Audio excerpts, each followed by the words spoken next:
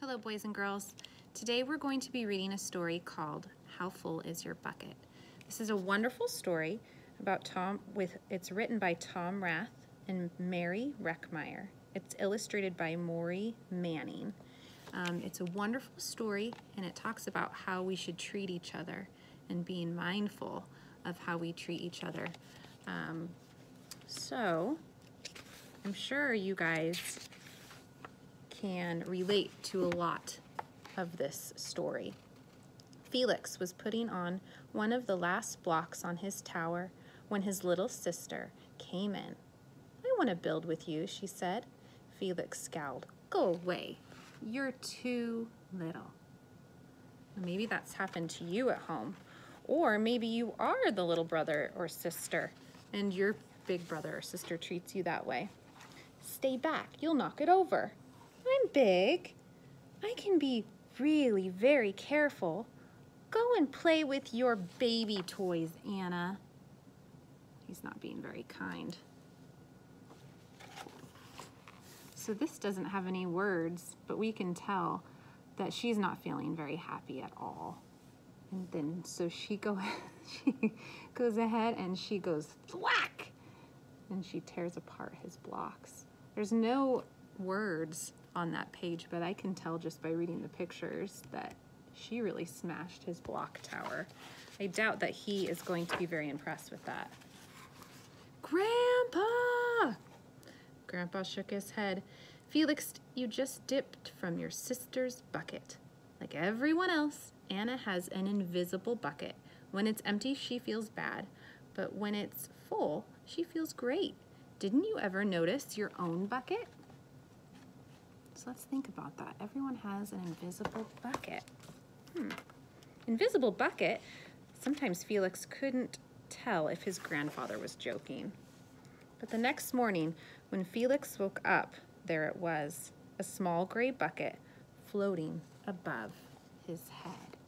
Look at that.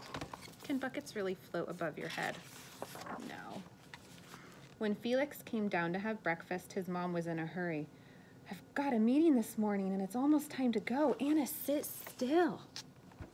I'm sure you guys have had rushed mornings like that at your house. Maybe not as much since we're home all the time, but maybe you guys still do.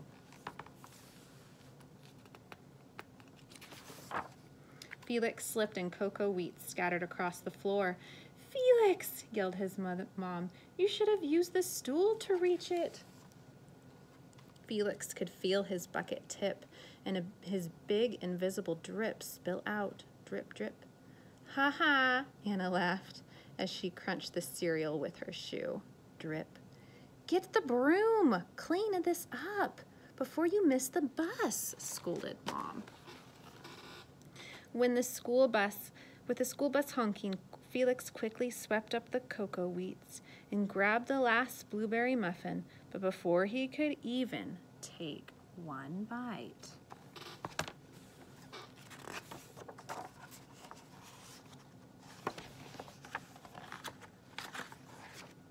Buster jumped up and grabbed the muffin from his hand. So I'm assuming that Buster is the dog. "Hey, look at Felix's new backpack. My baby brother has the same one just like it."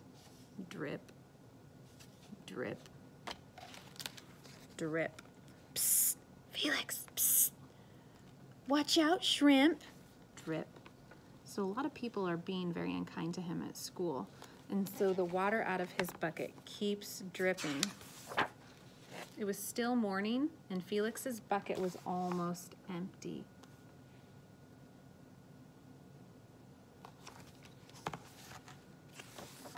As he watched his classmates walk into the room, he secretly hoped they would trip and fall. That's what it feels like when you have an empty bucket. That's so sad. He was so sad that he wanted other people to join him in his misery. Which really doesn't make it any better. Felix slumped into his seat and waited for something else bad to happen. Mrs. Bricklenickel, Bumblenickel, Bumblenickel, oh, what a name, walked slowly up to his desk and handed him a paper. He could hardly bear to look at it. Felix, you wrote a wonderful story. Would you please share it with the class? Felix grinned and felt a big drop land in his bucket. Drop. So when he was able to have a compliment from his teacher, it started to fill his bucket. Drop, plop, plink, drop. The Gigantosaurus who wanted a pet by me, Felix.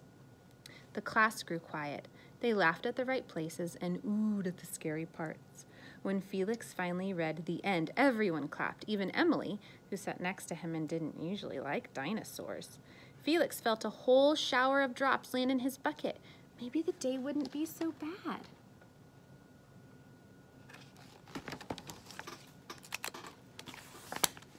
Drop.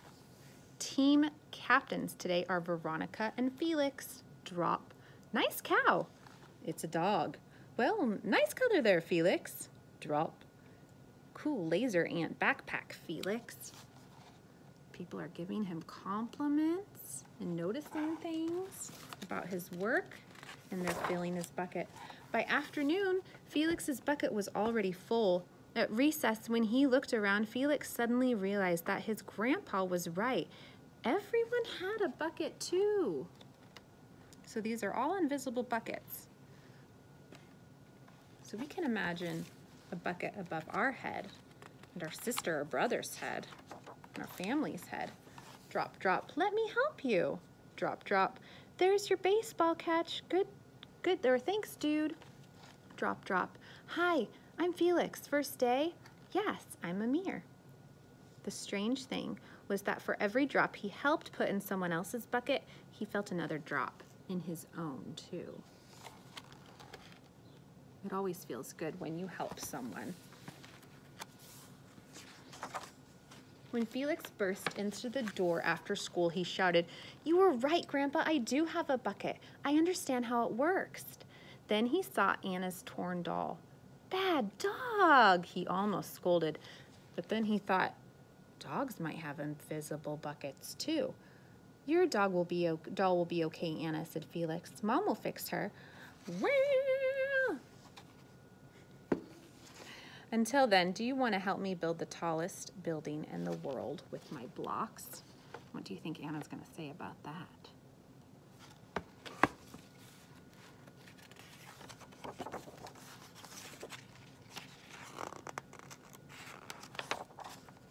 And so they did.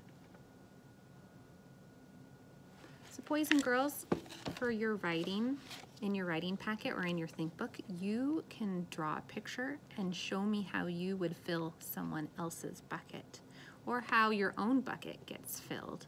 So think about being kind to one another, think about doing good deeds, and be mindful that everyone has an invisible bucket. And so are you filling their bucket or are you tipping from them, okay? I hope you have a wonderful day, and we'll see you soon.